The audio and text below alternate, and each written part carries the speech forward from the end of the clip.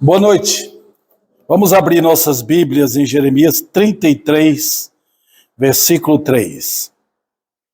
Espero que todos estejam com suas Bíblias abertas.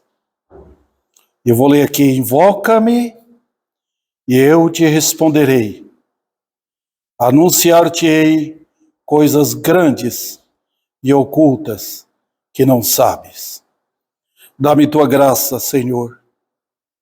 Eu devo pregar e pregar e pregar.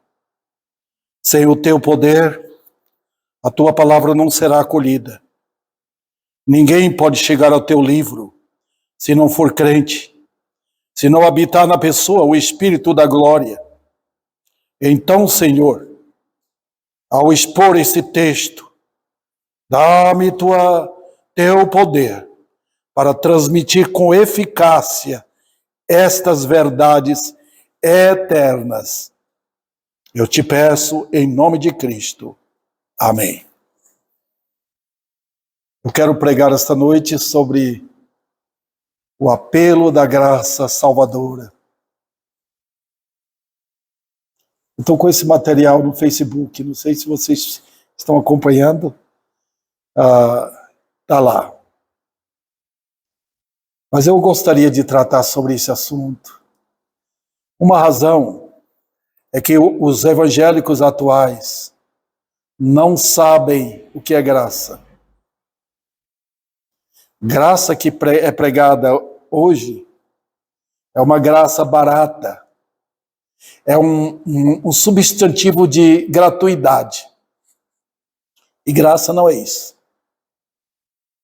Graça na Bíblia é a maneira como Deus lida com os pecadores arrependidos. Eu sei, irmãos, que nós estamos na época da graça.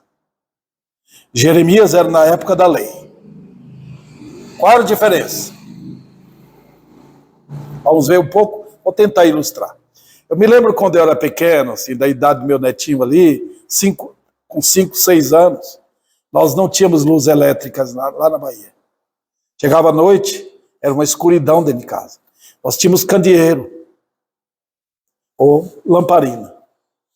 Então, quando o pessoal estava na cozinha, levava o candeeiro para lá. Quando estava no quarto, tudo escuro. Era uma vida difícil, né? Hoje tem muito conforto. Mas sabe, naquela escuridão, quando a gente precisava, chamava, vinha o candeeiro. De dia, luz normal, sol. À noite, escuridão. Vocês fazem a diferença entre a lei e a graça? É que na época de Jeremias, escuridão. Depois de Cristo, graça. Brilho da graça. Foi isso que Jesus, que é dito, não ele falou, é dito a respeito dele em João. Graça sobre graça. Quando ele veio. Agora, a pergunta é esta. No tempo da lei, tinha graça? Tinha. Mas como aquele candeeiro chegando no escuro. Tá? Foi isso aqui, irmãos. Deixa eu dar um histórico para vocês. Os dias de Jeremias, Deus estava ameaçando Israel. A nação tinha acumulado tanta maldade, tanto pecado, que Deus falou, vou castigar essa nação. Aliás, a ameaça de Deus já vinha desde o tempo de Moisés, porque o povo falhou na obediência à lei. Então as maldições da lei cairiam sobre Israel. E de fato aconteceu. Então, irmãos, quantos anos? Talvez nos chegasse perto de 2000 anos. Até Jeremias. E Deus estava chamando Babilônia. Naquele tempo, irmãos, Babilônia era uma nação nova no mundo. Era chamado os caldeus. Era um povo terrível. O povo caldeu era como os comunistas no mundo hoje. Era um povo que não tinha dó de ninguém. Eles entravam numa cidade, dominavam, matavam gente e pegava tudo que tinha e levava. Com essas riquezas, Babilônia tornou-se uma nação poderosa. É o Iraque hoje. Tá? E no tempo de Jeremias, quem era o rei em Babilônia era Nabucodonosor. Aí ele que viveu um período no tempo de Daniel, né? Mas naquele tempo, irmãos, esse homem dominava, ele era um ditador tremendo. Tá? E Deus chamou a Babilônia. Como se Deus estivesse assobiando. Vou assobiar. Vem, né? Então já tinha, creio eu, 2 vezes invadido Jerusalém. Invadiu, levou muita gente, inclusive Daniel foi nesse cativeiro. Daniel era jovem. Ele foi cativo para a Babilônia. Na 3ª vez foi a ameaça final. Foi aí que Jeremias estava já vamos dizer assim, avisando ao povo. E olha, queridos irmãos, os irmãos querem saber o que aconteceu com Jerusalém? Leia o livro de Lamentações. É apenas um livrinho de 5 capítulos. Mas ali narra com excelência. Eu falo excelência porque cada capítulo tem 22 versículos. Com exceção do 3º, que tem 3 vezes mais, né?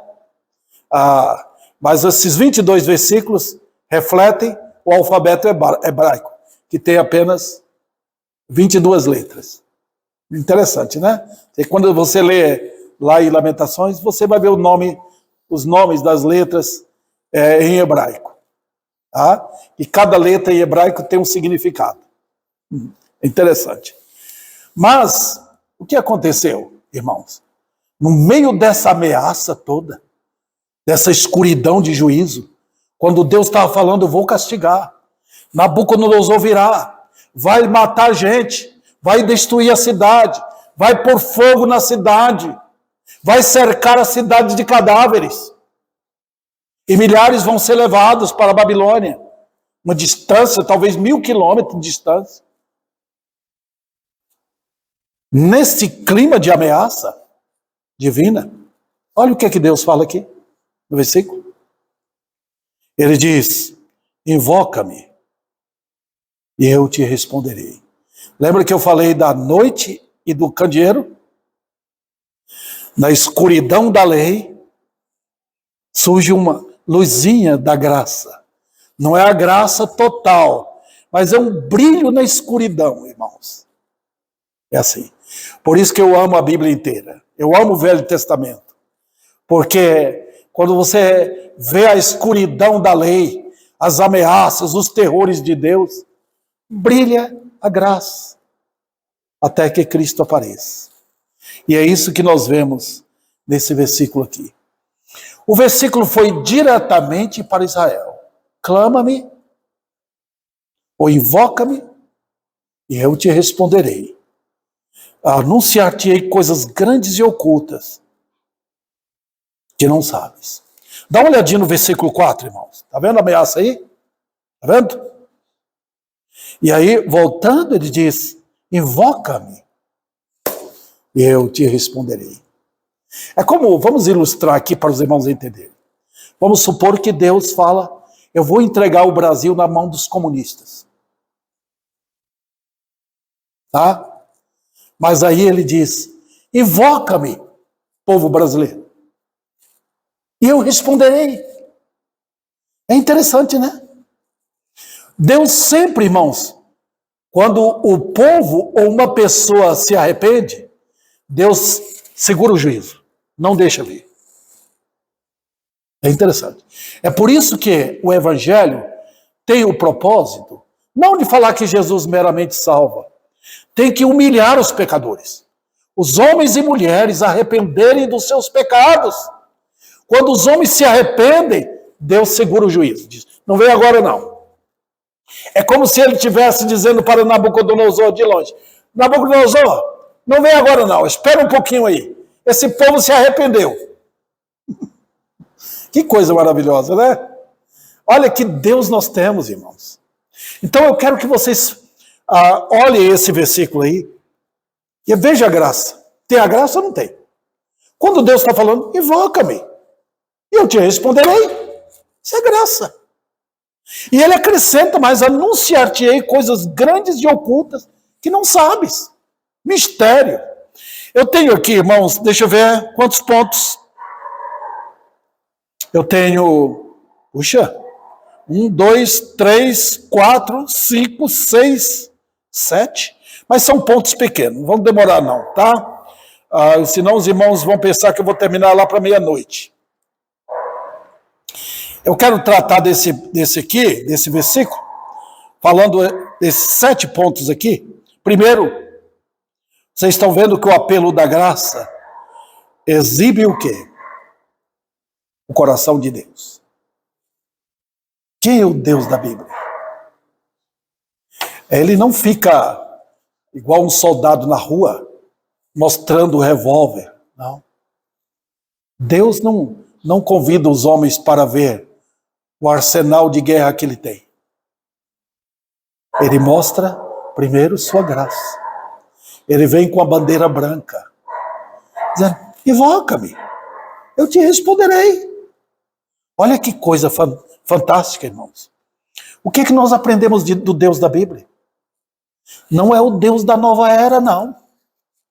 Não é esse Deus que é pregado hoje, não. Um Deus que promete prosperidade. E o povo fica todo mundo impressionado, correndo atrás disso e daquilo. Cheio de falsos mestres. Ele é um Deus para os homens, o Deus de misericórdia. Oh, queridos, se eu pudesse falar sempre, todos os dias pregando, Deus é um Deus de misericórdia. Quem sou eu, um homem caído? Eu vim do pecado, queridos irmãos. Nós viemos do pecado. Nós tropeçamos na queda, lá em Adão. A nossa história reporta lá no Éden. Foi lá que ocorreu a minha tragédia. Foi lá que eu dei uma bofetada na face de Deus. Foi lá que eu amei o diabo. Foi lá que eu, com prazer, ouvi a voz da serpente e recusei ouvir Deus.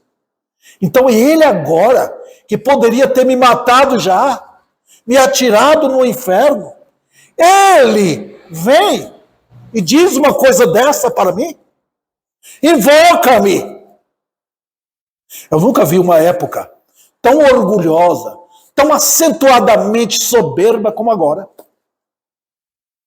Homens e mulheres, fantasticamente soberbos, arrogantes. Tá? Como é que vai invocar? Olha, queridos, quando ele fala isso, ele anula dos atos da lei. A lei condena-me. A lei diz, a lei de Moisés, maldito, maldito. Pega o melhor homem de Ribeirão Preto. Pega o melhor homem do Brasil. Pega o melhor homem do mundo. A lei de Deus diz, maldito. Maldito. Xinga o homem, porque foi provado que nós desobedecemos a lei de Deus. A lei continua xingando. Então, quando Deus diz, invoca-me, ele diz, anula a lei. Ponto, para de xingar. Tem um homem aqui caído no pó. Tem alguém que está me invocando. Tem alguém que está batendo na porta do meu coração, querendo salvação. Está vendo? Isso é graça. Outro detalhe é que na misericórdia dele, ele apresenta alguns aspectos da natureza dele. Tá? Ele é longânimo. Eu acredito que o povo nosso não sabe o que é longanimidade. Esse é um Deus que suporta anos e anos o pecado. Suporta. Ele é longânimo. A palavra longânimo significa que Deus, por longos e longo tempo, ele suporta a atitude dos homens. Ele suporta os bêbados, suporta os arrogantes, ele suporta a imoralidade que está ocorrendo no Brasil. Ele suporta, ele dá tempo. Ele não vem e solta uma bofetada logo, não. Ele não mostra sua ira repentinamente. Ele vai suportando, suportando. Olha quantos anos. Ele diz lá em 2 Pedro que ele já poderia ter destruído o Brasil, já poderia ter destruído o mundo. Mas ele está fazendo isso porque ele tem um povo escolhido, o povo eleito, e ele vai resgatar. Por isso que ele suporta. Outro detalhe, irmãos, ele é tardio em executar o juízo. Ele mesmo diz lá em Naum, ele é tardio em ficar com raiva. O povo hoje pensa que o Deus da Bíblia é aquele tipo Papai Noel, né? Que fica sempre rindo, dando presente para todo mundo. Ah, o Deus de amor apenas. Não. Ele diz em Naum que ele é tardio em irar. Ele poderia irar. Ele é santo. Você lembra quando ele ficou irado, quando o povo fez o bezerro de ouro? Que Moisés entrou na frente dele. Ele estava como que tinha puxado da espada, por assim dizer. Sai da frente, Moisés, eu vou acabar com esse povo. Moisés orou e rogou: Senhor, olha o teu nome. Ele é tardio em irar. Mas diz também no texto que ele é grande em poder irar. O nosso povo brasileiro não sabe quem é o Deus da Bíblia. Porque se todo o povo brasileiro soubesse quem é o Deus da Bíblia, eles clamariam, lotariam um salão desse aqui, e teríamos que arrumar um outro maior, porque o povo estava querendo arrepender dos seus pecados.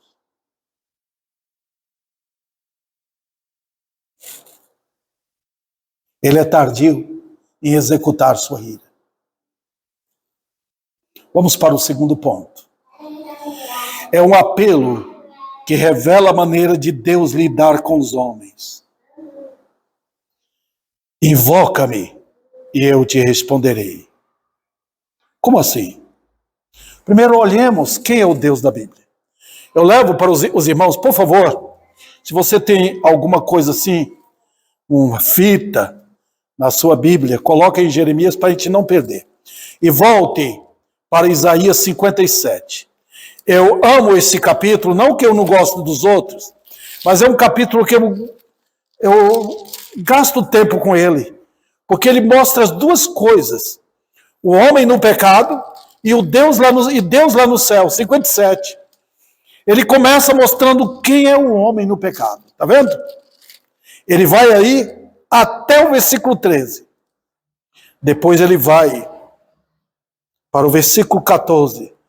E a partir do versículo 15, ele diz: assim diz o alto, o sublime. Até preguei sobre esse versículo aqui, que habito no alto e santo lugar. Quem é Deus? Ele é o Deus assentado no trono dele. Ele é sublime, irmãos. O Deus da Bíblia é completamente diferente desse Deus que fabricaram hoje. Ele é Deus. Sabe o que significa isso? Ele não precisa de nada. Ele não precisa do meu louvor, porque na divindade a glória é lá dentro. Ele é Deus rico. Ninguém pode alterar a riqueza de Deus. Se você pegar o homem mais rico de Ribeirão Preto, você pode acrescentar a riqueza dele. Se você der R$1 para ele, ele fica R$1 mais rico. Se você tirar R$1 dele, ele fica R$1 mais pobre. Com Deus, não. Ninguém altera Deus. Ninguém deixa Deus mais rico, nem mais pobre. Ele é absolutamente dono de tudo. Eu poderia passar a noite toda aqui falando sobre a divindade, irmãos. Deus é alegre nele mesmo. Há felicidade em Deus. Há um regozijo na Trindade. Um ama outro. Na triunidade não há desavença. Há uma glória entre as três pessoas. Há um regozijo ali. Há uma alegria incrível ali dentro. O Pai ama o Filho ama o Pai, e o Espírito Santo narra isso com prazer. Está vendo? Ele é sublime. A palavra sublime indica que ele está num posto elevado, que não tem jeito dele subir mais. No exército, tem aqueles postos, né? Você é um soldado, depois passa, se não me engano, para cabo, para isto, para aquilo, até chegar na divindade. Não existe isso. Deus não é elevado em graus paulatinamente. Ele é Deus, glorioso nele mesmo. Então, queridos, além disso, o texto mostra que ele é santo. Eu vejo hoje, o enfoque hoje é amor. Na Bíblia não é o amor que é enfocado, é santidade. Ele é santo, ele é afastado do mal. Queridos irmãos, hoje há tanta negligência na santidade de Deus, que a maldade entrou nas igrejas. Então eles estão fazendo de tudo para dizer que Deus aceita as pessoas como elas são. Se ela está em pecado, deixa viver, deixa. Deus é amor, Ele perdoa. Então até dentro das igrejas estão começando a, vamos dizer assim, compactuar com a maldade do mundo. Mas Deus não mudou, Ele é santo. E Ele ordena que os seus também sejam santos. E agora, quando passa para mim, veja a glória de Deus e eu. Está vendo? Até os teólogos hoje estão tentando ver se há eu vou dizer para os irmãos, se há uma coerência, né, entre Deus e a liberdade do homem. Escuta, a Bíblia não dá lugar a isso. O homem está lá no zero. Ele é pó. Tá? Ele não é importante. Já viu que falando, você é importante para Deus? Não tem nada disso na Bíblia. Eu não tenho nenhuma importância. Ele não precisa de mim. Ele é Deus. Ele me salvou porque Ele quis salvar. Ele estendeu sua compaixão por mim porque Ele quis fazer. Ele havia planejado isso na eternidade. Vamos adiante aqui. Eu então, e você, querido, a não ser que você esteja em Cristo. Senão, não passa de um réu perdido e condenado. Como é que o pecador busca Deus? Queridos irmãos, eu tenho visto como a teologia hoje mudou. É dada maior ênfase ao homem. Que Deus interessa pelo homem. Que Deus precisa. Que o homem é importante, como eu havia referido, para Deus. Não. Sabe de uma coisa, irmãos? Como é que o homem busca Deus? Como? Voltemos para Jeremias 33. O que é que diz? Invoca-me e eu te responderei. Você está vendo? Será que esse é um texto isolado? Não. A Bíblia está cheia disso. Todo aquele que invocar o nome do Senhor será salvo. Está vendo o que a Bíblia diz? Invoca-me. Agora nós não sabemos disso. Nós achamos que Deus está lá no céu, assentado no trono, e dizendo, eu já fiz tudo pelo homem, eu estou esperando agora que ele tome uma decisão. Não! A palavra, o termo invocar, indica a minha condição. Vamos lá. Quando o pecador busca Deus, ele há de buscar na base da invocação. Você sabe o que é invocação? Nós não sabemos. Porque é um termo que a gente não usa no cotidiano. Né? Mas basta eu chegar na casa do irmão aqui, vamos lá, e eu falo, por favor, me dê um copo d'água, que eu estou morrendo de sede. Eu estou invocando aquilo. Está vendo? Invocar significa que você está em problema, está em perigo, e você está clamando por alguém. Supomos que meia-noite, ou 3 horas da madrugada, você acorda com forte dor no estômago. e você fala, por favor, faça um chá para mim, ou me leva ao médico, você está invocando alguém. Quem já sofreu dor de dente? A ponto de chorar de tanta dor. Você está pedindo a um dentista, por favor, resolve o meu problema.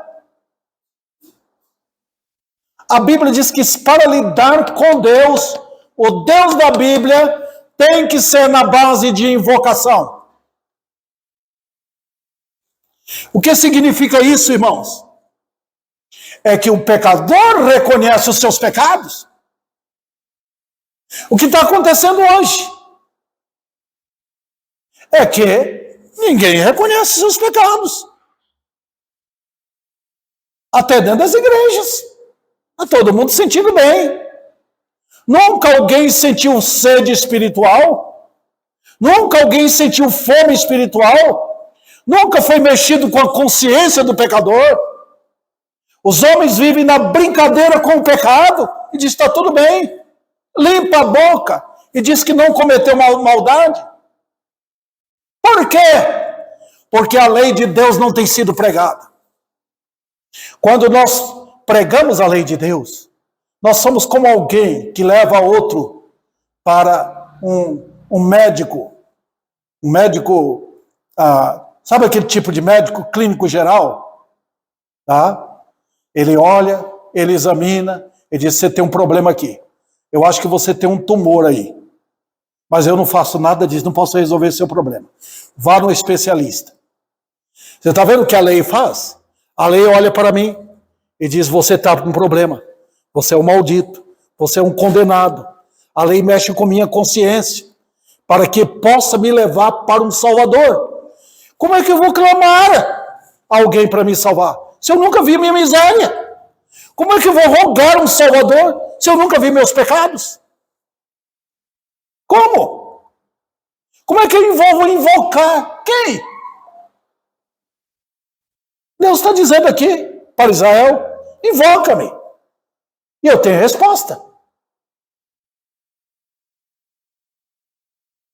Está vendo, queridos? Então o que acontece é que o evangelho bíblico, ele não atinge meramente a mente. Tem muitos pastores, eu sei, habilitados, conhecedores da Bíblia, mas eles lidam com a mente da pessoa. Eles acham que se você ensinar alguma coisa, a pessoa aprende e é crente. Não. Outros detalham a emoção da pessoa, lida com a emoção. Mas eu li a respeito disso de um pregador bem antigo. Ele disse que Deus lida conosco na nossa consciência. Porque quando mexe com a consciência, é que o pecador corre para Cristo. Quando há avivamento, é porque os mensageiros estão mexendo com a consciência. Você é crente? Você é salvo? Você arrependeu dos seus pecados? Você voltou ao caminho de antigamente, onde você começou tudo? Você já tratou com Deus? Houve purificação dos seus pecados? Se não, você vai continuar do mesmo jeito. E outro detalhe, o que a Bíblia diz? A Bíblia diz no Salmo que o Senhor está perto de quem? Ele está perto de todo mundo? Está todo mundo hoje dizendo, Deus está comigo. Mas a Bíblia não ensina isso. A Bíblia diz no Salmo que ele está perto de todos que invocam. Salmo 145. Ele está perto de todos que invocam. Dá uma olhada. Veja o seu amigo, lá no trabalho, o vizinho do seu, está ali clamando, o que eu posso fazer para ser salvo? O Senhor está perto dele. Se você tem uma amiga, um parente, alguém assim, que está clamando, Deus, eu quero saber como eu posso ser salvo. Minha vida tem sido uma miséria. O Senhor está perto dele. Você quer ver um grupo de crentes sinceros, homens e mulheres santificados pela graça, que um dia foram a Cristo, estão na igreja humildemente adorando o Senhor está perto deles.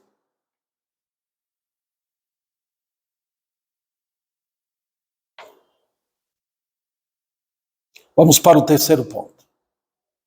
Também é um apelo individual. Note aqui o versículo. Volte para Jeremias, irmãos. Invoca-me e te responderei. Será que Deus está pedindo ou está ordenando? Quando Deus ordena, Ele faz na graça. Quando a graça manda, ela dá poder. Não adianta você chegar para um homem vizinho seu e dizer, se converta a Cristo. Ele não vai se converter. Não vai. Converta a Cristo. A gente fala. Eu falo na pregação. Arrepende, jovens, mulheres, homens, dos seus pecados. Mas ele vai se arrepender. A não ser que a graça ordena. Quando a graça ordena, o pecador vai. Queridos irmãos, não tem poder maior do que o poder da graça. Quando Deus ordena, um pinguço deixa sua pinga. O adúltero deixa sua vida de miséria e imundície. O ladrão para de roubar quando a graça ordena. Invoca-me e eu te responderei. Outro detalhe, queridos irmãos, Deus lida com pecadores individualmente. Às vezes ele salva o chefe de família e não salva a esposa. Às vezes o contrário.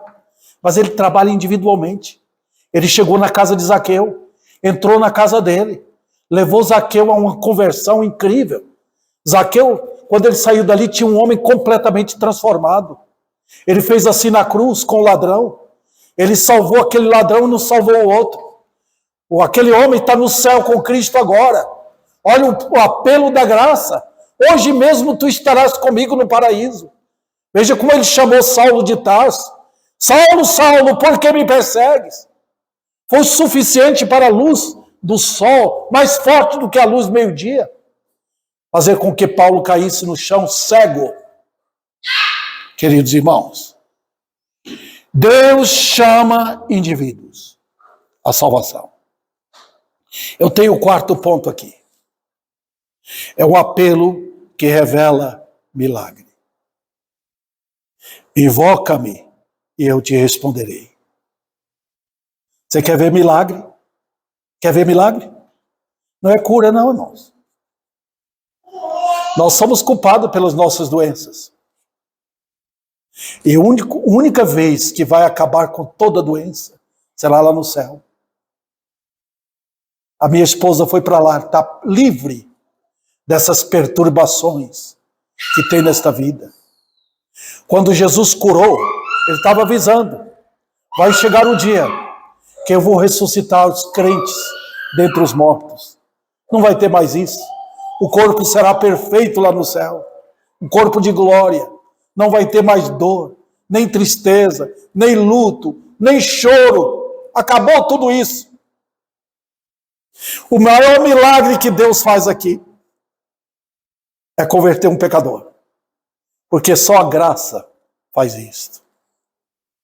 Eu falei para os irmãos, na conversão do pecador, a lei não pode fazer nada.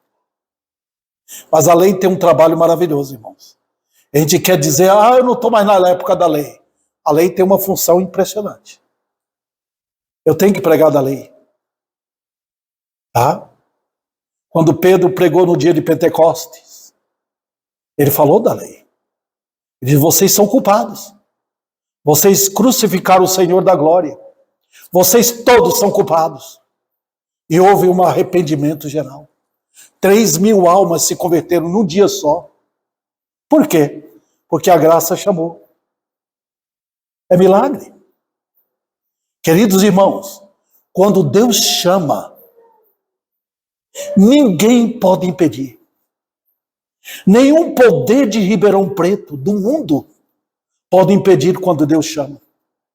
Quando Ele levanta para salvar pecadores, é o dia do poder dele. Você começa a ver que você começa a ter prazer pela Bíblia. Os falsos crentes começam a se converter.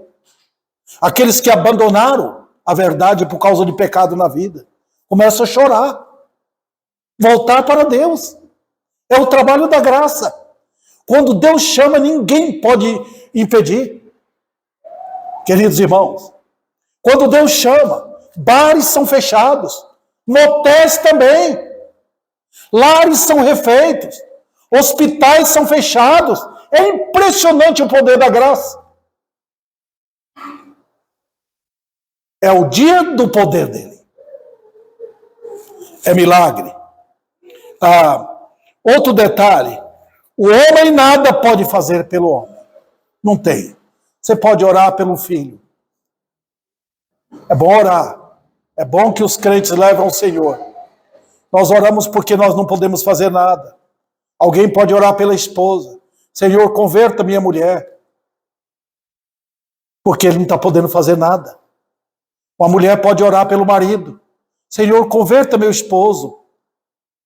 Porque ela não pode fazer nada. Um pai podemos orar pelos vizinhos. Podemos orar pela nação, porque nós não podemos fazer nada. Eu posso falar. Eu posso anunciar o evangelho, mas eu não tenho poder nenhum para salvar. Eu tenho visto, especialmente no Facebook, aqueles trabalhos, projetos que alguns pastores fazem. Não estou criticando eles, não. Eles não estão fazendo para se mostrar, estão fazendo com boa vontade. O projeto de transformar vidas. Ninguém consegue, irmãos. Eu não fui chamado para transformar vidas. Eu não posso. Eu não posso transformar uma barata. Eu não posso dar vida a uma borboleta. O poder de salvar pertence somente a Deus. Ele que pode fazer isso. A minha tarefa é pregar. Pregar fielmente o que Deus mandou que eu pregasse. Eu vou dar conta do trabalho que Deus me deu de pregar. A Bíblia diz em 1 Timóteo, prega a palavra. Pregue, a tempo e fora de tempo. Não é minha tarefa pegar fulano de tal. Isso é serviço social. O mundo pode fazer. O mundo pode encher uma igreja de pessoas não salvas. O trabalho de Deus é pela palavra. Quando Ele ordena, o poder vem. Quando Ele olhou para Jonas, Ele falou, não hei de ter eu compaixão do povo de Nínive. Então Ele ordenou no céu, foi a ordem da graça, e aquele povo se arrependeu. É o poder de Deus. Eu não posso fazer nada. Eu estou orando dia após dia, Senhor, tem misericórdia de Ribeirão Preto. Porque se não for o Senhor vindo por nós, o que nós podemos fazer? Olha a maldade, olha a crueldade, olha os atos praticados uns contra os outros, olha a infâmia, a destruição da família. O que eu posso fazer, queridos irmãos? O nome de Deus está sendo blasfemado com falsos mestres. Por quê? Eu tenho que invocar, Senhor, por favor, venha. Não temos pecadores. Não temos. Eu tenho orado pela minha rua lá, aquelas famílias. Não vê um pecador sequer. Está todo mundo bem. Está vivendo. Cada um tem um carro, tem uma casa, confortável, tem comida. A vida está maravilhosa. E eles não percebem os perigos que envolvem. Então, queridos irmãos, o que podemos fazer? A resposta está com o Senhor. Quando Ele ordena, no meio da destruição, invoca-me e eu te responderei. Olha, essa é a tarefa de Deus. Ele faz isso salvando pecadores. Ele faz isso com os crentes todo dia. Quando nós estamos enfrentando luta, provação, perigo de pecado na nossa vida. Todo momento, um verdadeiro crente clama, invoca, Senhor, tem misericórdia de mim. Foi essa a mensagem dos hinos que cantamos hoje. E na hora da morte, invoca-me, eu responderei. Eu falei para os irmãos de um soldado na guerra. Ele foi ferido e levaram-no para ser cuidado, para receber os cuidados médicos. Quando estava todo mundo naquela euforia, médicos atendendo, enfermeiros ajudando. Aí, um soldado lá, então, silêncio! Todo mundo silêncio. Ele falou, Senhor, já estou indo. E morreu naquele momento. Invoca-me e eu te responderei.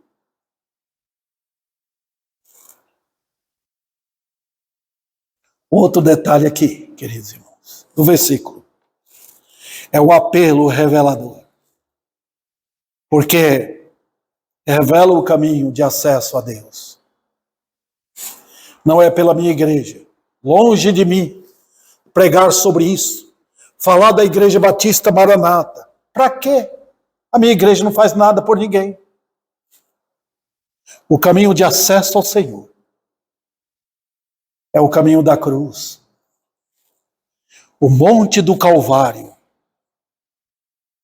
Foi ali que meu cordeiro foi morto em meu lugar. A mensagem de hoje não tem isso. Não tolera isso.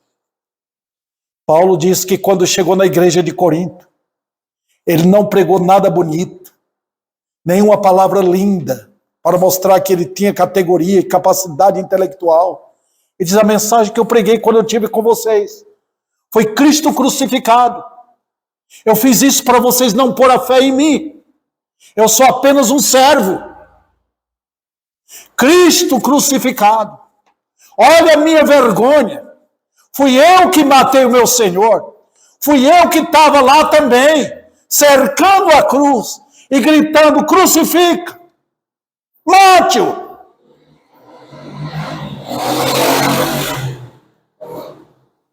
Eu sou culpado, porque meus pecados todos foram postos nele. E ele levou sobre si. Meu cordeiro amado. Mostra também, irmãos, que a salvação vem do alto. O cordeiro é de Deus. Eis o cordeiro de Deus. Jesus não foi escolha minha, foi escolha do Pai. Jesus não foi escolha de uma sociedade, foi escolha do Pai. Ele é o cordeiro de Deus. Deus preparou o seu cordeiro no céu e enviou para morrer em meu lugar, em lugar de todo o povo eleito dele.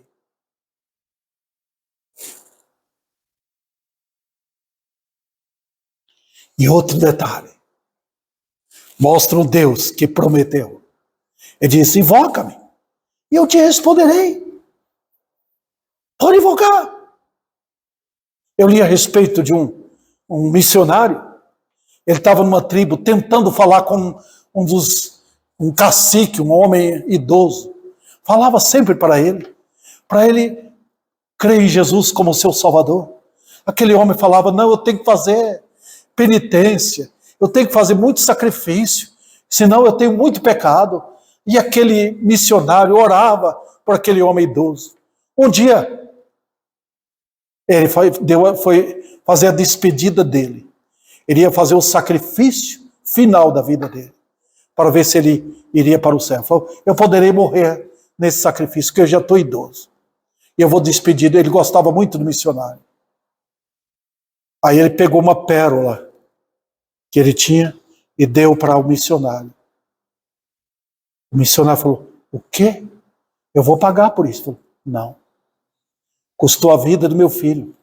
Ele mergulhou para pegar essa pérola. Quando ele tentou voltar à superfície, ele morreu.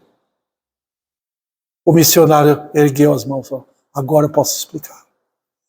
Todo o sacrifício que o Senhor está fazendo, Cristo já fez na cruz. Ele pagou o preço para lhe salvar. Aquele velho homem começou a chorar. Ele entendeu naquele momento e se converteu a Cristo. Queridos irmãos, Deus promete que todo aquele que invocar o nome do Senhor será salvo. Invoca-me e eu te responderei. Olha que Deus que chega perto de um pecador. Hoje está todo mundo dizendo Deus está comigo. Não está. O pecador do pecado está debaixo da ira. O homem que foge de Deus para viver na maldade. A ira de Deus está sobre ele. Eu vou para o quinto ponto aqui, porque meu tempo está esgotando. É um apelo humilhante, porque precisa invocar. Gente, que é o homem? Ele quer invocar o nome do Senhor? Não. Ele quer viver no pecado. Para invocar precisa ser humilhado. Então eu digo para vocês, o apelo da graça não tem acesso ao hipócrita. O hipócrita, ele encobre a entrada do coração. Ele diz, eu já sou religioso, eu faço muita coisa para Deus, eu oro bastante, eu leio a Bíblia bastante. Ele é hipócrita. Ele nunca foi ao Senhor para ser salvo. O apelo da graça não tem acesso ao que é justo aos seus próprios olhos. Eu dou esmola, eu faço bem, isso é justiça própria, porque ele tem o seu próprio galardão. Olha o homem que faz o bem, faz boas obras, todo mundo gosta dele, ele já tem um galardão. Jesus não veio buscar esse tipo de pessoa. Também não tem acesso ao orgulhoso, porque o orgulhoso, por mais bondoso que ele seja, ele é revoltado contra Deus, ele não quer saber do Deus da Bíblia. O apelo da graça também não tem acesso ao rebelde, porque ele é fugitivo, ele está aliado ao mundo, ele está sempre desculpando, eu não vou na igreja, porque eu tenho isso, eu tenho esse compromisso. Ele já tem um compromisso com algum pecado, ele já tem um compromisso com o cinema, ele tem um compromisso com o futebol dele, ele tem um compromisso com os amigos, com a cerveja dele, ele tem um compromisso de assistir aos filmes preferidos na sua casa, ele já tem compromisso até com a mentira religiosa.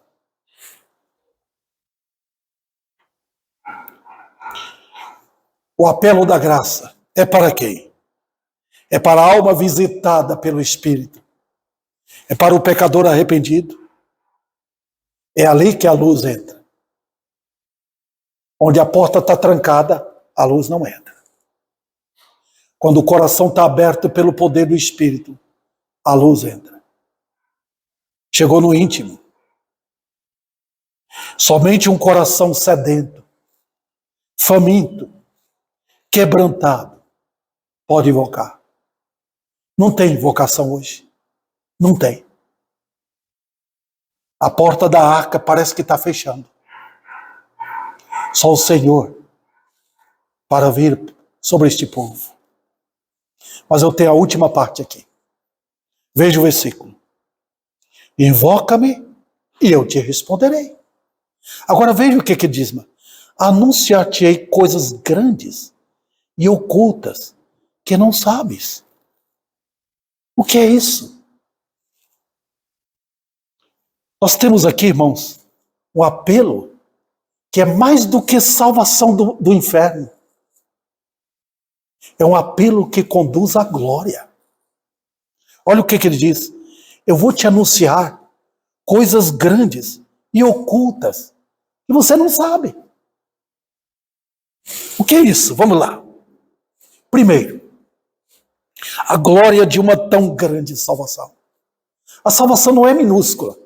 A salvação não é aquela coisinha pequena, não. A salvação é grandiosa, é maravilhosa, é eterna, é para sempre.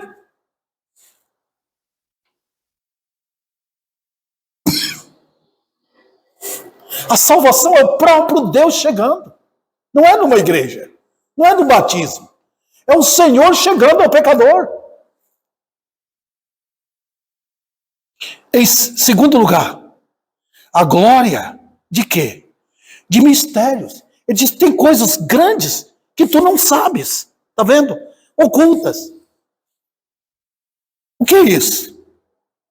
Ele tem um amor eterno dele. Ele vai dizer ao pecador, eu te amei. O marido sempre fala para a esposa, eu te amo. E ela gosta de ouvir. Deus sempre fala para o seu povo, eu te amei. Eu te amei. Na Bíblia está cheio disso. Eu te amei. Quando? Na eternidade. Eu já tinha amado você. Está vendo coisas que Deus está revelando? Falando? Coisas grandes e ocultas. Eu havia te escolhido antes da fundação do mundo. Você não sabia. Eu já te conhecia antes de sua mãe ficar grávida de você. Vamos lá. A proteção segura contra os inimigos. Depois que o pecador invoca, que o Senhor responde, ele vai mostrar agora quem são os inimigos. Agora é Satanás, é o mundo e até parentes que vão voltar contra você. Tá vendo? Eu estou mostrando para você. Quem vai guiar a sua vida sou eu. Eu serei o seu pastor. Você é minha ovelha. Eu vou cuidar de você. Não vai faltar. Pode ficar tranquilo. Eu vou proteger você. Só guiarei sua vida até a morte, até a entrada no céu. Também a herança eterna no céu. Deus tem coisas maravilhosas. Diz, eu te escolhi para você ser herdeiro do céu. Eu não tenho promessa aqui de fazer você um fazendeiro, um milionário. Não. Eu tenho a glória eterna. Eu vou te dar minha glória. Eu vou te dar um corpo de glória. Eu vou te dar moradas celestiais. Você vai ver o que é a mansão que eu preparei. Abraão despediu de tudo e foi para o lar de glória. E disse, eu estou indo para a cidade, construída não por engenheiros, mas pela própria mão de Deus. E eu finalizo aqui, dizendo que Deus mostrará grandes coisas ocultas que não sabes. Ele mostrará Ele mesmo. Quem é Deus? A nossa satisfação está nele. É Ele em si que é a nossa glória. Refúgio nele, o amor dele, a glória dele. Você verá tudo isso quando invocar o nome do Senhor. Você vai aprender que a maravilha de tudo é Ele mesmo. É conhecê-lo, é amá-lo mais. E agora, pecadores, o que fazer? Arrependei-vos. Clama. Chega ao pó. Eu conversei com um jovem esses dias, pelo Face, um africano. Ele disse, não, eu não quero. Eu não estou querendo. Eu fiz uma decisão na igreja, mas eu não estou querendo Deus. Falei para ele, se arrependa. Caia ao pó agora. Se humilha perante Ele. Olha, queridos, é assim. Arrependei-vos e convertei-vos para serem cancelados os vossos pecados. Invoca-me e eu te responderei. Esse é o Deus de toda graça ao pecador.